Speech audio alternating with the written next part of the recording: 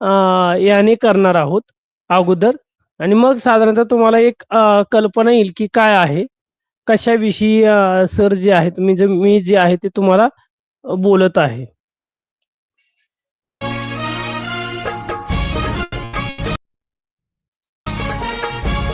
जय जय महाराष्ट्र माझा, गरजा महाराष्ट्र माझा.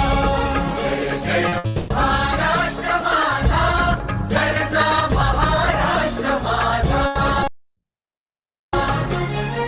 भीतीनं आम्हा तुझी मुळी ही कडक नभा, अस्मानाच्या सुतानीला जबाब देती जिभा. सह्याद्रीचा सिंह गर्जतो शंभूराजा.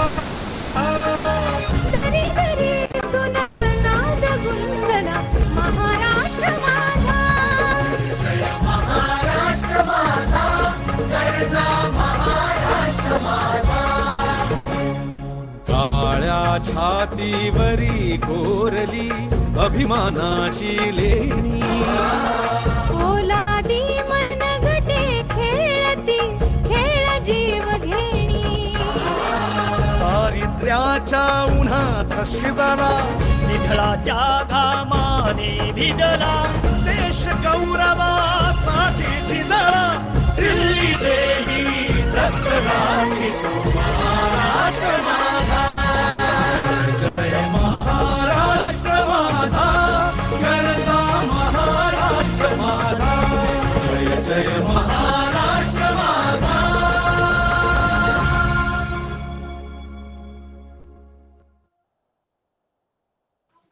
सर आज मराठी तर गौरव भाषा दिन आहे ना.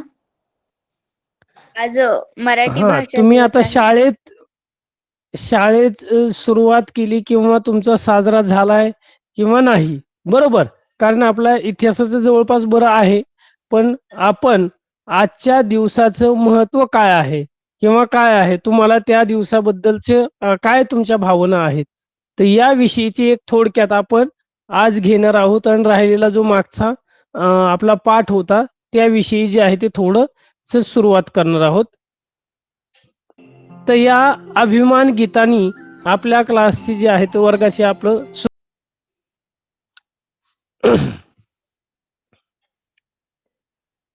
थोडक्यातच घेऊया, कारण 8 मिनिटाचं आहे जवळपास. कारण याबाबत मला तुमच्याकडूनही खूप आजच्या दिवसाचं महत्त्व ऐकायचे आणि काय तुम्हाला काय वाटतं किंवा काय याबाबत जे आहे ते आपण थोडक्यात जे आहे ते याची सुरुवात जी आहे ते करणार आहोत. तुमच्या शाळेमध्ये पण आज साजरा झालेला असेल किंवा काहींचा उद्या साजरा होणार असेल, वेगवेगळ्या प्रकारे. आज सर साजरा उद्या झालाय विज्ञान दिन तुमच्या आहे. शाळेमध्ये, किती जणांच्या शाळेमध्ये जे आहेत हां, मग आजचा दिवस किती जणांच्या शाळेमध्ये सर साजरा झालाय? आमच्या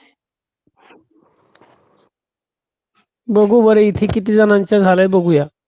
श्रुतीचा झालाय, स्वरा, प्रणाली, स्वप्नाली.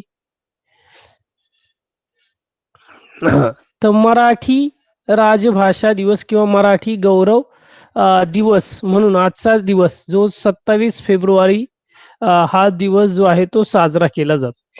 काय बरं या दिवसाचं महत्व काय आहे किंवा कशासाठी हा दिवस जो आहे तो आपण साजरा करत असतो? सर कुसुमाग्रज जयंती निमित्त. कुसुमाग्रज यांची जयंती आहे त्यानिमित्त. बरं, अजून? विष्णू वामन शिरवाडकर म्हणजेच कुसुमाग्रज यांच्या जन्मदिनामुळे. कुसुमाग्रज यांच्या जन्मदिनामुळे. बर, अजून बाकीचे कोण सांगतंय?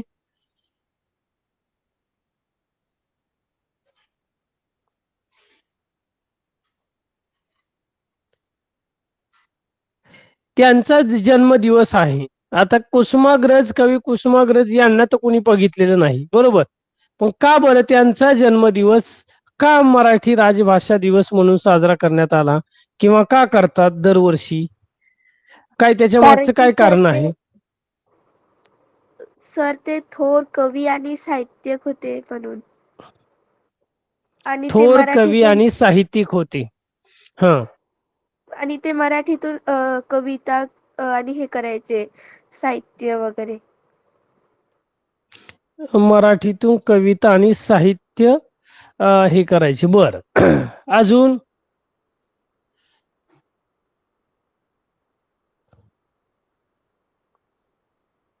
काय आपण मराठी, कारण आपली मराठी म्हणजेच एक भाषा, म्हणजे आपली मातृभाषा आहे, बरोबर. आपल्या आईचा दर्जा आपण या भाषेला दिलेला आहे. कारण एक, का बरं, कारण अंगाई गीत आपण पाहतो की जवळपास संत ज्ञानेश्वर महाराज असेल, संत तुकाराम महाराज आहे, संत नामदेव महाराज आहे, आणि जी भगवद्गीता रचली त्या भगवद्गीतेचा विचार जेव्हा मराठीमध्ये रुजवण्याचं काम संत ज्ञानेश्वर महाराजांनी केलं. अशा या ज्ञानेश्वर महाराजांची मातृभाषा, अशा या संत तुकाराम महाराजांचे जे अभंग होऊन गेले, त्या अभंग जे संत तुकाराम महाराजांचे आहेत त्यांची ही भाषा आज, आणि या हजारो वर्षापूर्वीचा इतिहास हे आपल्या मराठी भाषेला आहे. आणि म्हणून आपल्याला सर्वांना अभिमान आहे. आणि आपण पाहतो की साधारणतः हा महाराष्ट्र म्हटलं, आता तुम्ही राज्यगीत ऐकले, काय याच्यामध्ये पूर्ण महाराष्ट्राचं वर्णन केलेलं आहे. धर्म, पंथ, जाती, पंथ, त्यानंतर दरी खोऱ्यातून सह्याद्री पर्वत रांगेचं, आणि छत्रपती शिवाजी महाराज आणि संभाजी महाराजांचं, शाहू फुले आंबेडकर आपण म्हणतो साधारणतः. तर छत्रपती शिवाजी महाराजांची मातृभाषा अशा या मराठी भाषेला खूप मोठा इतिहास लाभलेला आहे. आणि त्या भाषेचं आपण पाहतो की तिचा जो आहे तो अभिमान, तिचा सन्मान आपण जपला पाहिजे. आणि तुम्ही आता बऱ्याच जणांनी सांगितलं की कवी कुसुमाग्रज यांचा जन्मदिवस, त्यांचं मराठी भाषेमधलं असणारं स्थान, त्यांचं साहित्य खूप हे आहे. पण कवी कुसुमाग्रजांचं जे साहित्य आहे, मग त्यांच्या कथा, कादंबऱ्या, कविता, तर त्यांची ययाती ही कादंबरी, जसे विष्णू वामन शिरवाडकर यांची ययाती या कादंबरीला पहिला मराठी आपण म्हणतो की ज्ञानपीठ पुरस्कार मिळालेला आहे. आणि हा ज्ञानपीठ पुरस्कार मिळवणारे कवी कुसुमाग्रज हे नाशिकचे, आपण पाहतो की त्यांचं मराठी साहित्यातील योगदान खूप असं मोठं आहे. त्यानंतर आपण त्यांचं नटसम्राट, तुम्ही नाना पाटेकर यांचा नटसम्राट हा चित्रपट पाहिलेला असेल. ते नटसम्राट हे जे नाटक आहे ते त्यांचं खूप प्रसिद्ध आहेत. विविध प्रकारची त्यांच्या कविता आहेत, त्यांचे विविध पुस्तकं आहेत, कादंबऱ्या आहेत. हे त्यांचं लेखन जे आहे ते मराठी साहित्यात आगाध आहे. आणि म्हणून त्यांचा जो जन्मदिवस आहे 27 फेब्रुवारी हा मराठी भाषा गौरव दिवस म्हणून साजरा केला जातो तेव्हापासून साधारणतः. आणि मग आपण पाहतो की 1-1.5 वर्षानंतर मराठी अभिजात भाषे म्हणजे राजभाषेचा दर्जा, साधारणतः आपल्या मराठी भाषेला अभिजात दर्जा मिळालेला आहे. आणि मग काय की आपण आता तुम्ही सर्वजण पाहतो की आपल्या या मराठी भाषेवर आपल्याला प्रेम आहे. पण पाहतो आता साधं साधं तुम्ही बोलताना जे आहे ते आपण किती शुद्ध मराठी बोलतोय, किंवा काय, आपली ही मातृभाषा आहे, आपल्या आईबाबांनी आपल्या ही शिकवलेली आहे किंवा काय आहे.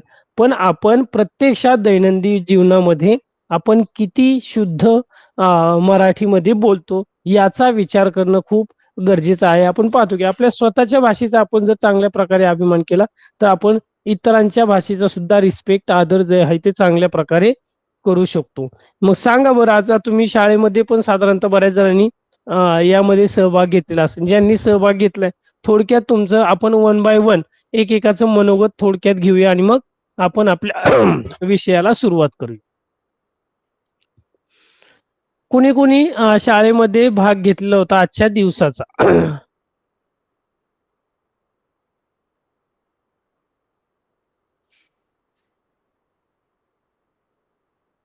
प्रणाली, प्रणाली सांग, काय काय सहभाग घेतला होता तू यामध्ये? सॉरी सर, आमच्या शाळेत भाषण नव्हते झालेले. आज सरांनीच भाषण केलेले होते, चुकून हातवरती झालेला होता. ह, बर. तुमच्यापैकी कुणी घेतलेला आहे सहभाग? आजच्या दिवसा जो आहे तो शिक्षकांनी केलायच, पण साधारणतः तुम्ही काय सहभाग घेतलेला आहे? मानसी, हर्षदा, अदम आहे का इथे कोण? सई काय बरं कुणी? हा, अनुष्का. हा, अनुष्का सांग. Yes sir. दरवर्षी 7 फेब्रुवारी रोजी प्रसिद्ध कवी विष्णू वामन शिवाडकर 27 फेब्रुवारी 7 फेब्रुवारी नाही. हा 27 फेब्रुवारी रोजी प्रसिद्ध कवी विष्णू वामन शिरवाडकर कुसुमाग्रज यांच्या जन्मदिनी साजरा केला जातो. हा दिवस मराठी भाषेची समृद्धी, संस्कृती आणि साहित्याचा गौरव करण्यासाठी साजरा होतो. बर, अजून समृद्धी, श्रुती, स्वप्नाली अजून कोणाला बोलायचे? कोणी सहभाग घेतलेला होता शाळेमध्ये? अजून बाकीचे? हर्षदा, का बरं? तुम्हाला काय वाटतं की का तुम्हाला सर्वांना, मला तर वाटतं जवळपास आपण जेवढे उपस्थित आपल्या सर्वांना गर्व आहे, आपण सर्वांनी एक अभिमान आहे. पण का बरं आपल्या मराठी भाषा आता रुजवणं का गरजेचं आहे किंवा तिचा अभिमान जपणं का गरजेचं आहे?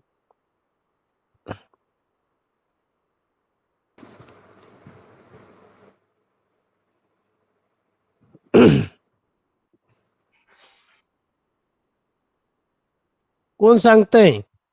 सर मी सांगू? बोला. हो हो, बोलायचं सर डायरेक्ट आता अनम्यूट करून स्वरा. हा सर आत्ताच्या काळात आपण जे आहे ते आपण आता इंग्लिश बोलतो, तर त्यामुळे आपण जे आहे ते मराठी विसरून चाललोय आणि आपल्याला वाटतं की मराठी काहीच नाहीये, मराठीमुळे आपण काहीच होऊ शकत नाही आणि आपण फक्त इंग्लिश बोलतो आणि त्यामुळे मराठी भाषेला आपण साजरं केलं पाहिजे आणि त्याची जी प्रेरणा आहे ती सगळ्यांना दिली पाहिजे. अगदी बरोबर. बर, अजून कोण सांगतंय? अजून तुमच्यापैकी कोण बोलणार आहे? बोला. शाळेमध्ये आपल्याला तुम्हाला वेळ नाही मिळाला किंवा काय, इथे तुम्हाला आहे वेळ. काही आहे ना, आपलं भरपूर हे आहेत. कारण हेच खूप महत्वाचं आहे. कारण आपण काय करतो की व्यक्त होणं खूप गरजेचं आहे आणि आपल्या भाषेबद्दल आपल्याला खरंच अभिमान असायला हवा. आपण पाहतो की पाश्चात्य भाषा, हिंदीचं पाश्चात्तीकरण म्हणतो आपण, इतर भाषांचं अतिक्रमण जे आहे ते आपण पाहतो की आपल्या मातृभाषेवर जे आहे ते मोठ्या प्रमाणात झाले. दैनंदिन जीवनामध्ये आपण साधे साधे छोटे छोटे वाक्य, छोटे छोटे जे शब्दप्रयोग जे आहे ते करताना काय होत आहे, तर याचा कुठेतरी जो आहे तो एक प्रकारचा आघात हा मराठी भाषेवर होताना आपण पाहतो की साधारणतः आपण मराठी भाषा कमी आणि हिंदी आणि इंग्रजीचे शब्द जो आहे तो शब्दप्रयोग हा वापरत जाताना दिसत आहे. आणि ह्या जो परकीय भाषांचा जेव्हा आपण पाहतो की साधारणतः वापर जास्त प्रमाणात होत आहे, की बऱ्याच वेळा मिक्स प्रमाणात, म्हणजे आपण काय करतो दोन्ही तिन्ही भाषा जी आहेत ते एकत्रित प्रमाणात जे आहेत ना, मराठी ना हिंदी ना इंग्रजी, तर अशा प्रकारचा जो आहे तो आपला दैनंदिन जीवनातला घटक, दैनंदिन क्रम जो आहे तो साधारणतः असतो. आणि हा कुठेतरी जो आहे तो आपली मातृभाषा जी आहे ती लुप्त होताना जे आहे ते कुठेतरी दिसून येते. किंवा आपण बऱ्याच ठिकाणी पाहतो, अरे नाही मराठी भाषा आपण मराठीत नाही इंग्रजी भाषा बोललो की आपण जास्त चांगल्या पद्धतीने जे आहेत हुशार आहोत किंवा आपल्याला चांगल्या प्रकारे बोलता येतं किंवा पुढे जाऊन सुद्धा नाही. पण आपण पाहतो की ज्ञानेश्वर महाराजांपासून जी संत परंपरा आहेत ते सगळे मराठी भाषेवरच प्रेम करणारे आहेत. त्यानंतर आपण पाहतो की छत्रपती शिवाजी महाराज, संभाजी महाराजांनी तर आपण वयाच्या 6व्या-7व्या वर्षापासून बुद्धभूषण विविध प्रकारची ग्रंथांची रचना केलेली आहे. का? मराठी भाषेतच केलेली आहे. पुढे जर पाहिलं आपण राज्यघटनेचे शिल्पकार डॉक्टर बाबासाहेब आंबेडकर असेल, सावित्रीबाई फुले असतील, महात्मा ज्योतिराव फुले असतील, तर काय यांची सुद्धा मातृभाषा मराठीच आहे. मराठी भाषेवर प्रेम होतं म्हणूनच ते आजपर्यंत आपण पाहतो की साधारणतः जोपर्यंत चंद्र सूर्य तारे आहेत तोपर्यंत ह्या महापुरुषांचे, या महान व्यक्तींचं जे स्थान आहे, यांची जी ओळख आहे ती अजरामर राहणार आहे. आपण पाहतो की साधारणतः अशा पद्धती. आणि मग या सगळ्या आपल्या या मातृभाषेचा एवढा मोठा इतिहास असताना याचा आपण जो आहे तो वारसा आपण जपणं खूप गरजेचं आहे. आपण पाहतो की नाही, बरोबर, बाकीच्या भाषा पण शिकल्या पाहिजे, हिंदी पण शिकली पाहिजे, मराठी पण शिकली पाहिजे, पण आपली मातृभाषा ही तितकीच जी आहे ती महत्वाची आहे. आणि म्हणून जो आहे तो कमी न लेखता खूप समृद्ध असा वारसा हा मराठी भाषेला लाभलेला आहे आणि म्हणून आपण आपल्या मराठी भाषेचा अभिमान बाळगायला हवा. तसेच तुमचे व्यावहारिक असेल, शैक्षणिक क्षेत्रामध्ये असेल, तुम्ही इतर भाषांचा पण जो आहे तो स्वीकार करा. असं म्हणत नाही की एकाच हे, पण कुठेतरी आपण आपलं साहित्य सुद्धा खूप मोठं आहे, खूप शिकण्यासारखं आहे आणि म्हणून कुठेतरी जो आहे तर आपण फक्त एका दिवसानं पुरता मराठी भाषा दिवस आहे म्हणून आहे, पण आपण दैनंदिन जीवनात दररोज आपण किती पद्धतीने जे आहे ते मराठी मध्ये चांगलं बोलतो, मातृभाषेमध्ये किती चांगल्या प्रकारे बोलत आहेत याचा विचार करणं खूप गरजेचं आहे. म्हणून आजचा हा दिवस जो आहे तो आपण पाहतो की विविध साहित्य कुसुमाग्रजांचं आहे, त्यानंतर विविध साहित्यिक होऊन गेलेले आहेत यांचं, त्यानंतर मोठा लढा मराठी भाषेने जो आहे या साहित्यिकाने दिलेला आहे. असं समृद्ध असं साहित्य आपण पाहतो की मोठ्या प्रमाणात आपल्याला वाचायला मिळत आहे. जसं आपण विश्वकोश म्हणतो, मराठीचा साधारणतः आहे, कुमारकोश असेल, विश्वकोश असेल, तर याचा आधार घेऊन जो आहे तो मराठी साहित्य जे आहे तो खूप मोठ्या प्रमाणात जे आहे ते व्यापक होताना दिसत आहे. मग आता आपण नुसतं पुस्तकापुरतं नाही, तर तुम्ही पाहता की मोबाईलवर, इंटरनेटवर साधारणतः PDF स्वरूपात, ऑनलाईन स्वरूपात सुद्धा आता आपण पाहतो की 5Gचं तंत्रज्ञान आलेलं आहे, AI तंत्रज्ञान आहे. पण या तंत्रज्ञानाचा वापर करून सुद्धा आपण आपली मराठी भाषा जी आहे ती जपली पाहिजे, ती चांगल्या प्रकारे रुजवली पाहिजे आणि ती अंमलात आत्मसात जी आहे ती आपण केली पाहिजे. म्हणून आपल्या भाषेचा आपण अभिमान बाळगला पाहिजे, तिचा गौरव जो आहे राहील, तिचा सन्मान आपण चांगल्या पद्धतीने केलं पाहिजे. हेच आजच्या दिवशी आपण अशा प्रकारचा संकल्प जो आहे तो केला पाहिजे. समजलंय सर्वांना? का अजून कोणाला काही बोलायचे? श्रुती, सई, प्रणाली? थोडक्यात, कारण आपण घेणारच आहोत की, पण आजच्या दिवसाचं महत्व हे तुम्हाला सांगणं, तुमच्याकडून व्यक्त होणं हे खूप गरजेचं आहे. आपण पाहतो की साधारणतः आपण शालेय दशेत आहे, पण जेव्हा आपण हळूहळू जेव्हा 10वी, 11वी, 12वी कॉलेजला जाणार आहोत, तो कुठेतरी जो आहे तो एक प्रकारे आपण आपल्या बद्दलचा जो अभिमान आहे तो जो आहे तो आपला राहिलेलाच असायला हवा. स्वप्नाली, तुला काही बोलायचंय? Yes sir. हा, बोल.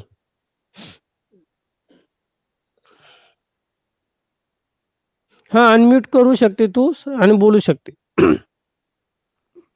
मराठी भाषा गौरव दिन हा दरवर्षी 27 फेब्रुवारी रोजी महाराष्ट्राचे ज्येष्ठ कवी विष्णू वामन शिरवाडकर उर्फ कुसुमाग्रज यांच्या जन्मदिवशी साजरा करण्यात येतो.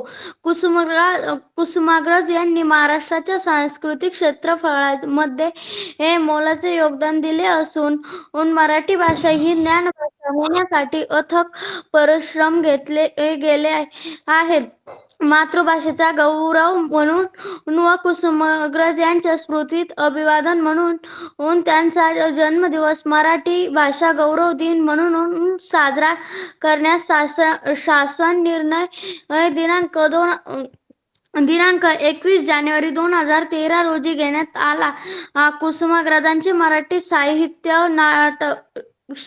साहित्य क्षेत्रात नाटककार, कथाकार, कादंबरीकार, कवी व समीक्षक म्हणून ख्याती आहे. मराठीचा सन्मान वाढवण्यात ज्यांचे महत्त्वपूर्ण योगदान दिले ज्यात विवेक सिंधू 1110 हे मराठी भाषेतील पहिले ग्रंथ लिहिणारे आद्य कवी मुकुंदराज यांचे आणि मराठी भाषेला सर्वप्रथम सन 1965 मध्ये राजभाषेचा दर्जा देऊन तिच्या स्मृतीसाठी विशेष उपाययोजना करणारे महानायक वसंतरावजी नाईक यांच्याही ऐतिहासिक योगदानाचे या निमित्ताने स्मरण केले जाते. खूप छान पद्धतीने जी आहे ती माहिती सांगितली.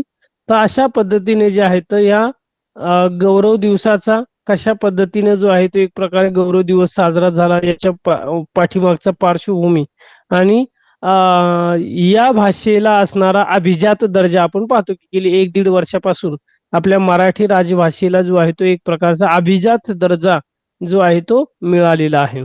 प्रणाली? Yes sir. मराठी ही आपली मातृभाषा आहे जी आपली संस्कृती, परंपरा आणि विचार व्यक्त करते. आपले दैनंदिन जीवनात मराठी बोलणे, वाचन करणे आणि लिहिणे खूप महत्त्वाचे आहे. मराठीमध्ये कविता, गाणी, कथा आणि नाटकांमधून आपली सृजनशीलता दिसून येते. आपल्या मराठीची शान जपायला हवी आणि तीच अभिमान बाळगायला हवा. शाळा, घर आणि समाजात मराठी भाषेचा सतत वापर करून आपण तिचा सन्मान वाढवू शकतो. मराठी शिकणे आणि शिकवणे हे प्रत्येकाचे कर्तव्य आहे. या भाषेचे गौरव करणे म्हणजेच आपल्या ओळखीचे गौरव करणे असे आहे. आणि मराठी भाषा ही आपल्यासाठी आपली मातृभाषाही आहे. अगदी बरोबर. खूप छान की आपण जो आहे तो आपल्या भाषेचा अभिमान तर बाळगला पाहिजे, पण तिचा सन्मान वाढवण्यासाठी तिचा विसर न पडता चांगल्या प्रकारे जो आहे तो दैनंदिन जीवनात जो आहे तो आपण मराठीचा जो सन्मान आहे, तो जो दर्जा आहे तो अजूनही वाढवण्यासाठी जो आहे तो तुम्ही आम्ही सर्वांनी जो आहे तो प्रयत्न करणे गरजेचं आहे. तर अशा पद्धतीने तुम्ही सर्वांनी चांगल्या प्रकारे भाषेबद्दलचा तुमच्याबद्दल तुमच्याविषयी असणारे मत, भाषेविषयीचं तुमचं जे मत आहे तुम्ही चांगल्या पद्धतीने व्यक्त केलं. पुढे जाऊन अजूनही यामध्ये वाढ व्हावी हीच जी आहे ते एक प्रकारचे आपण थोडक्यात इच्छा व्यक्त करूया आणि आपण आपल्या जो राहिलेला पाठ जो आहे तर त्याविषयी आपण जे आहे ती सुरुवात करणार आहोत. इतिहासाचं जवळपास आपलं झालेलं आहे. फक्त राहिलेले 2-3 पाठ जे असतील इतिहासाचे, राज्यशास्त्राचे जवळपास झालेले असतील. पण राहिलेले असेल तर आपण पुढच्या आठवड्यापासून जे आहे ते घेणार आहोत. मराठीचा आपला राहिलेला पाठ जो आहे तो साधारणतः आपण तो घेऊया. जलदिंडी या पाठावर आपण साधारणतः होतो पाठीमागच्या तासाला, बरोबर. आणि डॉक्टर विश्वास येवले यांनी जलदिंडी विषयीची गोष्ट व त्यावर आधारित एक लोक चळवळ जी आहे ती स्थापन केली, की जी आळंदीपासून ते पंढरपूर पर्यंत साधारणतः अशा प्रकारचा जो आहे तो त्यांचा प्रवास हा सुरू होता. तर काय काय बघितलं होतं मागच्या तासाला सांगा बरं. एक एक जण.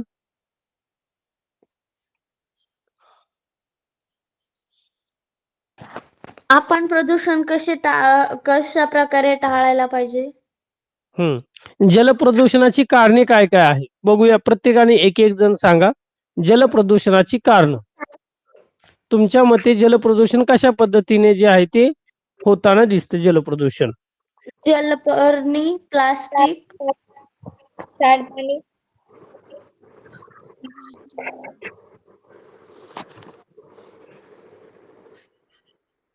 सांगा. एक एक जण सांगा. प्रत्येकाने सांगायचे. जलप्रदूषणाची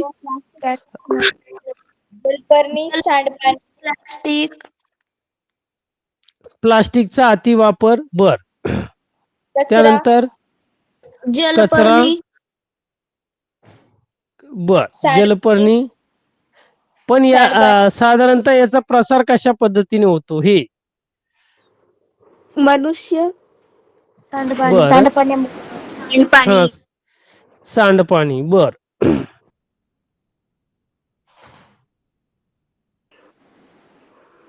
घरगुती कचरा, घरगुती कचरा. शेतातील रासायनिक खते, कीटकनाशके, रासायनिक खतांचा भडीमार किंवा अतिवापर, कीटकनाशक, जे आपण पाहतो की औषधं यातून सुद्धा मोठ्या प्रमाणात जे आहे ते जलप्रदूषण होतं.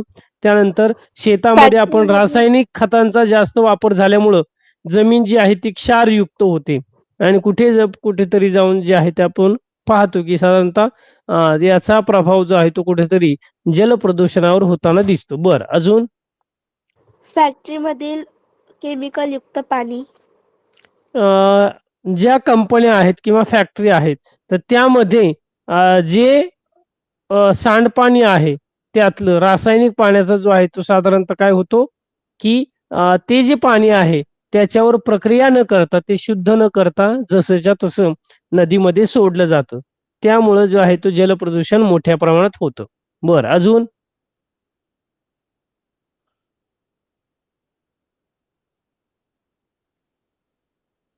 अजून कोण सांगतंय जलप्रदूषण होण्याची कारणं कोणती आहेत आणि याला सर्वस्वी जबाबदार कोण आहेत? मनुष्य, ह्युमन ह्युमन मनुष्य जो आहे तो मानवच हा सर्वस्वी जलप्रदूषणाला कारणीभूत आहे आणि याचा कुठेतरी परिणाम जे आहेत आपण पाहतो की साधारणतः पृथ्वीवर 3% पाणी जे आहेत जवळपास काय आहे एक प्रकारचं पिण्यालायक पाणी आहे. बाकीचं सर्व पाणी कसं आहे? सर 3 पण नाही 1% हां, म्हणजे पृथ्वीवर इतकं एवढं साधारणतः पाणी तर आपण पाहतो की महासागर एवढे मोठं हे आहेत. तुम्ही जगाचा भूगोल वगैरे बघितला साधारणतः सगळं व्यापलेलं आहे, बर्फाच्छादित आहेत किंवा काय आहेत. पण पिण्यालायक किंवा वापरण्याजोगतं जे पाणी आहे ते साधारणतः 3% पेक्षाही साधारणतः आपण पाहतो की जे बरंच कमी झालेलं आहे. कारण ह्या सगळ्या आपण पाहतो की साधारणतः मानवाचा वाढता हस्तक्षेप, मग त्यामध्ये जंगलतोड आहे, प्रदूषणाची कारणं आहे, जलप्रदूषण आहे, कचरा आहे. तर या सगळ्या प्लास्टिकचा अतिवापर आहे. त्यानंतर आपण पाहतो की नद्यांमध्ये मोठ्या प्रमाणात जे आहेत तर कारखानदारीचं पाणी सोडणं असेल, गुरंढोरं धुणं असेल, आपण साधारणतः अशा विविध पद्धतीचा वापर जो आहे तो साधारणतः काय करत असतो नद्यांमध्ये जे आहे ते करताना आपण दिसून येतो आणि आपण पाहतो की नद्या म्हणजे एक देवीचं स्वरूप आहे. मग गंगा नदीपासून तुम्ही साधारणतः पाहता की साधारणतः पूर्ण भारतभर ज्या नद्या आहेत त्या नद्यांचं वास्तविक चित्र कशा स्वरूपाचं आहे. कारण आपण पाहतो की तुम्ही जर गंगेच्या पाण्यामध्ये गेला साधारणतः एकाही नदीचं तुम्ही पाहता साधारणतः आपण पाहतो की जे धार्मिक स्थळ आहे, मग देहू आहे, आळंदी आहे, त्यानंतर चंद्रभागा आहे. पुढे गेल्यानंतर तुम्ही पाहतो पैठण जवळ गेला तर तिकडं आहे. त्यानंतर गोदावरी आहे. नाशिकला जर गेला तर प्रवरा नदी आहे. तर बऱ्याच अशा नद्यांच्या काठी असणारे जे धार्मिक स्थळं आहेत, तर आज त्या नद्यांची वस्तुस्थिती कशा स्वरूपाची आहे. एकाही नदीचं पाणी जे आहे ते स्वच्छ किंवा ते घेतल्यानंतर लगेच पिण्यालायक सुद्धा नाही. आज अशा प्रकारची वस्तुस्थिती आहे आणि आपण पाहतो की देहू आळंदी या ठिकाणी पंढरपूर या ठिकाणी जेव्हा एकादशी निमित्त आषाढी एकादशी निमित्त जो आहे तो वैष्णवांचा मेळा हे करतो आणि तो वारकरी याप्रमाणे या पाण्यातलं जे आहे ते एक प्रकारचं पवित्र जल अमृताहून पवित्र जल अशा प्रकारचं आहे. त्यामध्ये स्नान जो आहे तो करत असतो आणि याचा कुठेतरी जो आहे तो शारीरिक साथीचे रोग असतील, विविध प्रकारचे जे शरीरावर होणारे जे आजार आहेत, तर त्याचा परिणाम जे आहे ते या पाण्याचा परिणाम जो आहे तो आपल्याला मानवाला जो आहे तो भोगावा लागताना दिसून आहे. मग त्या पाण्यामधले असणारे जलचर प्राणी आहे, विविध प्रकारची जी जीवसृष्टी आहे पाण्यातली ही नष्ट होताना दिसून येत आहे आणि कुठेतरी या निसर्ग चक्राला धोका जो आहे तो पोहोचवण्याचं काम आपण करतो. कारण हे खराब पाणी आहे आणि जेव्हा या नद्यांचं पाणी जेव्हा बाष्पीभवन होतं तर पुढे जाऊन त्याचं बाष्पाचे जे आहे ते ढग तयार होतात आणि आपण पाहतो आम्लयुक्त पर्जन्य वगैरे तुम्ही सायन्समध्ये वगैरे जर पाहिलेलं असेल किंवा भूगोलामध्ये पण ऍसिडयुक्त जे पाऊस जो आहे तो मोठ्या प्रमाणात पडताना दिसून येतो. कारण जेवढं तुम्ही खाली पाण्याचं जे बाष्पीभवन खराब पाण्याचं होणार आहे तर त्याचाच कुठेतरी जो आहे तो परिणाम तुम्हाला जे आहे ते मग तो पाऊस तो पर्जन्य झाल्यानंतर या जीवसृष्टीवर पृथ्वी व तलावरची जी आहेत ती बरीच प्रमाणात जी जीवसृष्टी आहे ती कुठेतरी नष्ट होताना आपल्याला म्हणजे याला जो आहे तो कुठेतरी धोका पोहोचवणाऱ्याचं जे आहे ते एक प्रकारचं काम होणार आहे आणि म्हणून कुठेतरी आपण जलप्रदूषण हे रोखण्याचं काम हे आपलं आहे. जलप्रदूषण होऊ नये यासाठी आपण कोणते उपाय केले पाहिजे किंवा काय आहेत, तर हाच या पाठातून आपण जो आहे तो एक प्रकारचा संदेश या पाठातून घ्यायला हवा. असं डॉक्टर जे लेखक आहेत काय नाव आहे त्यांचं? विश्वास येवले यांनी जो आहे तो एक प्रकारची कारण आपण पाहतो की कल करे सो आज करे सो आम्ही आणि एखादी जर गोष्ट तुम्हाला चांगल्या करायची असेल त्याची सुरुवात दुसऱ्यापासून न करता स्वतःपासून जे आहे ते आपण केली पाहिजे. आपण बऱ्याच वेळा म्हणतो की आज छत्रपती शिवाजी महाराज असावी होती, पण कोणाच्या घरी? दुसऱ्याच्या घरी. का? कारण प्रत्येकाच्या घरोघरी जे आहे तर त्यांचा विचार ज्ञानेश्वर महाराजांचा असेल, संत तुकाराम महाराजांचा असेल, हा विचार रुजवणं खूप गरजेचं आहे. आणि मग आपण पाहतो की संत गाडगे महाराज असतील, विविध संतांनी सुद्धा स्वच्छतेचा उपदेश जो आहे तो आपल्या साहित्यामधून, आपल्या अभंगामधून, आपल्या गीतांमधून जो आहे तो व्यक्त केलेला आहे. आणि म्हणून जल प्रदूषणाचं आपण जेवढं मानवाने जेवढ्या विविध प्रकारची डेव्हलपमेंट जेवढ्या सुधारणा केलेल्या आहेत, पण त्याचा या सुधारणेपतीचं कुठंतरी निसर्गावर सुद्धा त्याचा हानिकारक परिणाम जो आहे तो होताना दिसून येत आहे.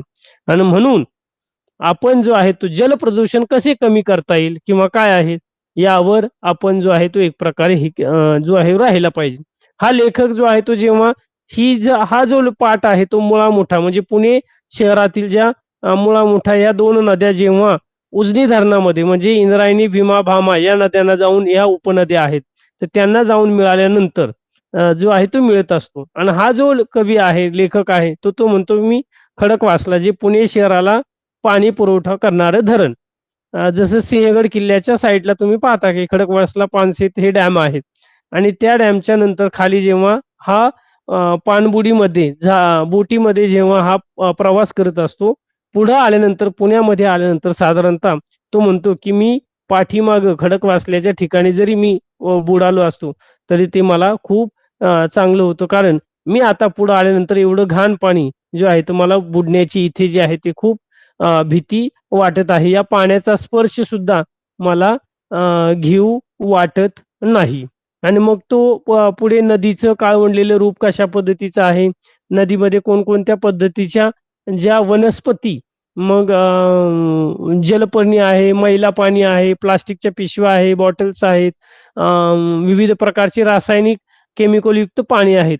तर याचा कुठेतरी या नदीवर जो आहे तो नदी प्रदूषणाची कारणे जे आहेत हे सोर्स एक प्रकारचे आहेत. मग नदीचं सौंदर्य व तिचं त्या पाण्याचं पावित्र्य शहराच्या धगधगीनं आणि निष्काळजीपणानं जे आहे ते एक प्रकारे काळवंडलेलं आहे. आपण पाहतो ऑइल किंवा वंगण म्हणतो आपण. तर ते कशा पद्धतीचं आहे, तर तशा पद्धतीचं एक प्रकारचं नदीचं स्वरूप या मुळा-मुठा नदीचं जे आहे ते झालेलं आपल्याला पाहायला मिळतं, असं डॉक्टर जे कवी आहेत तर ते सांगतात. आणि मग तो म्हणतो की मी साधारणतः महानगरपालिकेमध्ये विविध अधिकाऱ्यांच्या भेटी घेतलेल्या आहे, मित्रांशी चर्चा केलेली आहे आणि सर्वजण जे आहेत तो म्हणतो की ह्या फक्त चर्चा, वायफळ चर्चा आहे आणि याची प्रत्यक्षात मात्र कृती जी आहे ती शून्य आहे. आणि मग तो म्हणतो की आता हातावर हात ठेवून बसणे हे काही उपयोगाचे नाही. चर्चा जास्त झाल्या, प्रत्यक्षात सफाईचे काम मात्र नगण्य आहे. आणि मग तो म्हणतो की याची सुरुवात जी आहे ते आपण स्वतःपासूनच केली पाहिजे. फक्त आपण जर हातावर हात धरून बसलो, तो कुठेही एक प्रकारचं नाही. आणि आपण पाहतो की साधारणतः विविध तीर्थक्षेत्रांमध्ये हेच जर पाणी तो म्हणतो मुळा-मुठा या नद्याचं पुढं पाणी जाणार आहे. आणि मग तो कशा पद्धतीने स्वच्छतेची मोहीम एक प्रकारे राबवायला सुरुवात करतो. एखादं चांगलं काम जेव्हा करायचं असतं, तर अगोदर सुरुवातीला जे आहे तर त्याला सपोर्ट करणारे खूप कमी असतात. पण जसजसे तो आपलं काम नित्य नियमाने करत जातो, प्रसिद्धी मिळत जाते, तेव्हा त्याला येऊन मिळणारे जे आहे ते भरपूर पद्धतीने लोक जे आहे ते येऊन मिळत असतात. आणि मग तो हे जे लेखक आहे तो म्हणतो मी स्वतःचेच हात आता वापरायला सुरुवात करणार आहे. हातावर हात धरून बसण्याऐवजी मी स्वतःच हा कचरा जो आहे तो कचरा, पाण्यातील कचरा जो आहे तो काढून फेकणार आहे. एका व्यक्तीच्या कृतीने 8-10 मिनिटात एक प्रकारचा बदल जो आहे तो घडला. मग आपण पाहतो की एखादा एक स्वच्छता करायला सुरुवात झाली कवी, मग आजूबाजूची लोक जे आहेत तर त्याला कंपनी देण्यासाठी किंवा ते सुद्धा त्याला हातभार लावू लागले. ते सुद्धा स्वच्छता करण्यासाठी कवी सांगतो, लेखक सांगतो की सुरू झाले. आणि मग एक प्रकारच्या बदलाची सुरुवात ही झालेली आहे. मित्र आणि सहकाऱ्यांचा सहभाग मोठ्या प्रमाणात वाढत गेला. जलपर्णी निर्मूलनाचं काम. आता जलपर्णी निर्मूलनाचं काम काय, तर पाण्यामध्ये नदीच्या प्रवाहामध्ये जी जलपर्णी साचलेली होती ती काढण्याचं काम हे कवी आणि त्याचे सहकारी मित्र जे आहेत ते हे करत आहेत. दुसऱ्यांना बघून एक प्रकारे कचऱ्याची घृणा ते प्रकारची विसरले. आपण पाहतो की शहराच्या गटारामधून वगैरे जर आहे तो खूप घाण वास येतो किंवा नदीच्या या पाण्याचं जो आहे. पण जेव्हा हे प्रत्यक्षात हे काम करण्यासाठी स्वच्छता करायला सुरुवात करतात, याची घृणा जी आहे ते कुठेतरी त्यांचा निघून जातो. आणि मग ते संध्याकाळी एवढा स्वच्छ नितळ असा समुद्र, त्या नदीचा परिसर तुम्ही पाहतो की चित्रांमध्ये सांगितलं असेल साधारणतः किती स्वच्छ असा परिसर झालेला आहे.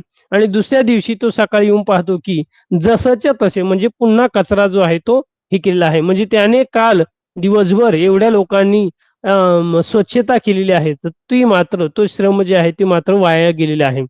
स्वच्छता केलेल्या जागी प्रवाहाबरोबर परत कचरा वाहत जो आहे तो मोठ्या प्रमाणात आलेला आहे. मग केवळ सफाई करणे पुरेसे नाही, तो म्हणतो की मुळाशी घाव घालणे. आपण पाहतो की वारंवार एखादी क्रिया आपण करत आहोत, पण जी आहे तर त्याला यश मात्र येत नाही. मग आपण कुठेतरी विचार करतो, अरे मी एवढा प्रयत्न करतो किंवा मी एवढं हे करतोय, मात्र याला यश मात्र येत नाही. तीच क्रिया मला वारंवार करावी लागते आणि मग कुठेतरी तो विचार करतो, नाही. तर या गोष्टीच्या मेन जो मुळाशी आपण गेलं खूप गरजेचं आहे.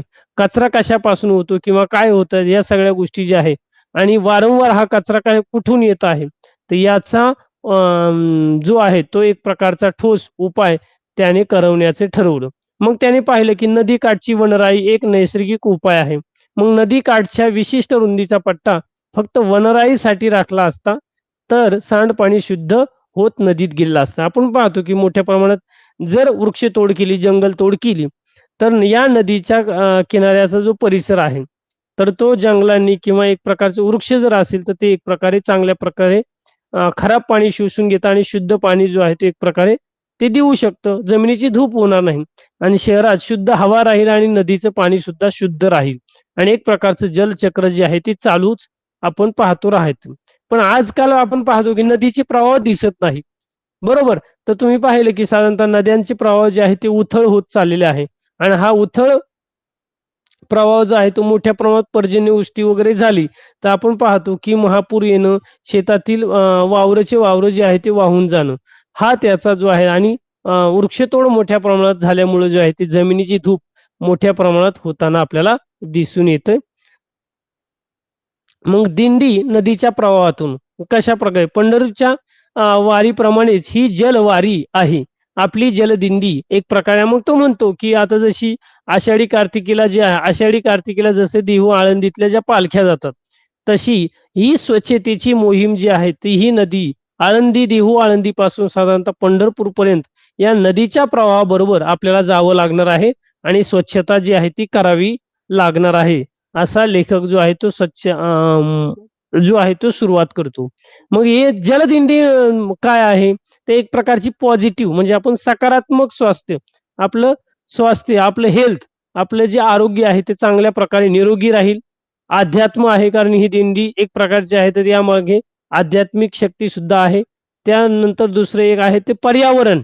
आपण पर्यावरणाचं संवर्धन करणार आहोत आणि सकारात्मक स्वास्थ्य, पर्यावरण आणि अध्यात्म यांची सांगड घालणारी दिंडी हा 12 दिवसांचा प्रवास एक प्रकारे लोकांनी जे आहे ते यामध्ये प्रबोधन जे आहे ते लेखकाने केलेलं आहे या जलदिंडीचं. मग आळंदी ते साधारणतः पंढरपूर. आळंदीमध्ये मग इंद्रायणी नदी आहे, भामा आहे, चंद्रभागा आहे आणि पंढरपूर आहे. मग या नदीची स्वच्छता करत करत हा प्रवास जो आहे तो पंढरपूर पर्यंत जातो आणि नदीतून पंढरपूर प्रवासाचे एक कुटुंब जे आहे ते साधारणतः या जलदिंडी स्वरूपात जो आहे तो लेखकाने नेलेला आहे. मग आज काय गरज आहे? नदीला आपण जे आहे ते मोकळा श्वास घेण्यासाठी आपण ज्या यूज अँड थ्रो असं नाही की आपण टाकाऊपासून टिकाऊ ज्या वस्तू ज्या आहेत ते वापरत असतो. मग आपण प्लास्टिकवर बंदी घातली पाहिजे किंवा प्लास्टिक वापरासाठी आपण कमी केलं पाहिजे. कचरा जो आहे तो साधारणतः कचऱ्याचा योग्य विल्हेवाट जे आहे मग कंपोस्ट खतासाठी आपण खताची निर्मिती करू शकतो. तो पाण्यामध्ये न टाकता किंवा आपण निर्माल्य म्हणतो आपण. पूजा वगैरे झाली किंवा बाकीच्या गोष्टी झाल्या की काही जरी झालं तर आपण आता गणेश उत्सव मोठ्या प्रमाणात साजरा करतो. केला पाहिजे. पण त्या केमिकल युक्त ज्या मूर्त्या आहेत प्लास्टर ऑफ पॅरिसच्या त्या मूर्त्या ज्या आहेत त्या आपण जेव्हा पाण्यामध्ये विसर्जित करतो तर त्याचे जे रंग आहेत त्यामध्ये जे मिसळणारे केमिकल्स आहेत याच्यामुळे कुठेतरी जो आहे तो काय होत आहे? नदी प्रदूषण होत आहे. आता आपण पाहतो की सण उत्सव मोठमोठाले समारंभ आपण साजरे करतो. आता येणारा पुढचा सण आहे की ज्यामध्ये आपण पाहतो की पाण्याचं महत्व त्यामध्ये राहील. पण सर्रासप्रमाणे मोठ्या प्रमाणात आपण पाण्याचा जो आहे तो मोठ्या प्रमाणात वापर करत असतो. कोणता आहे बरं सण? आता की ज्यामध्ये पाण्याचा होळी आहे, धुलीवंदन आहे आणि यामध्ये जो आहे तो पाण्याचा आपण अमाप अशा पद्धतीचा वापर जो आहे तो करत असतो. आणि आपण पाहतो की थेंबे थेंबे तळे साचे किंवा चांगल्या पाण्याचा वापर आपण करायला हवा. बरोबर. आणि जर आपण हे जर केला तर कुठेतरी पाणी जे आहे ते चांगल्या प्रकारे आपण शुद्ध ठेवण्यासाठी जे आहे ते केलं पाहिजे. मग कलर वापरावे पण कसे पर्यावरणपूरक असावे. त्यानंतर पाण्याचा योग्य वापर केला पाहिजे. सांडपाण्याचा वापर जो आहे तो आपण त्याचे जलशुद्धीकरण करून त्याचा पुनर्वापर शेतीसाठी झाडांसाठी आपण जी आहे ती केला पाहिजे. त्यानंतर यूज अँड थ्रोची जी संस्कृती आहे तर ती कुठेतरी आपण जी आहे ती थांबवली पाहिजे. भोग आणि गती कर्माची फळं आणि मग पाहतो आपण या पृथ्वी तलावर आपण या युगामध्ये आता हे कलयुग आहे आणि या कलयुगामध्ये आपण जे कर्म केलेले आहे त्याची फळ सुद्धा आपल्याला याच जन्मामध्ये जे आहे ते फेडायचे आहे. म्हणून भोग आणि गती कर्माची फळं आपल्याला भोगावी लागणार आहे. चला तर आपण या सकारात्मक लोक चळवळीचा भाग होऊया आणि अशा प्रकारची ही जलदंडी आळंदीपासून पंढरपूर पर्यंत एक प्रकारचा प्रवास की नदी स्वच्छतेची मोहीम जल प्रदूषणा मुक्त करण्यासाठीची जी मोहीम आहे लेखकाने ही केलेली आहे. आणि अशा प्रकारची ही जी गोष्ट आहे हा जो प्रवास आहे जलदिंडीचा की काय सकारात्मकता अध्यात्म आणि कोणती गोष्ट आहे पर्यावरण. तर या तिन्ही गोष्टींची सांगड मिळून जलदिंडी हा प्रवास जो आहे तो लेखकाचा सुरुवात होतो. समजले? काही प्रश्न आहेत या पाठावर काही? Yes sir. हा Yes, तर sir. तर याचा स्वाध्याय जो आहे तो सर्वांनी जो आहे तो सोडवायचा आहे. या पाठाचा स्वाध्याय काही प्रश्न असतील त्यामधले ते व्यवस्थित सर्वांनी सोडवायची जे आहे ते आहे. तुम्हाला स्वाध्याय यामध्ये दिलेला आहे या पाठामध्ये कृत्या दिलेल्या आहेत. त्यानंतर मत विचारलेली आहेत. हे सर्व घटनाक्रम किंवा या प्रश्नांची उत्तरं तुम्हाला व्यवस्थित तुमच्या वहीमध्ये सोडवायची आहे आणि ग्रुपवर पाठवायची आहे. समजलंय? Yes, sir. Yes sir. हा काही प्रश्न आहेत तुम्हाला काही प्रश्न आहे? प्रणाली काही प्रश्न आहे तुला?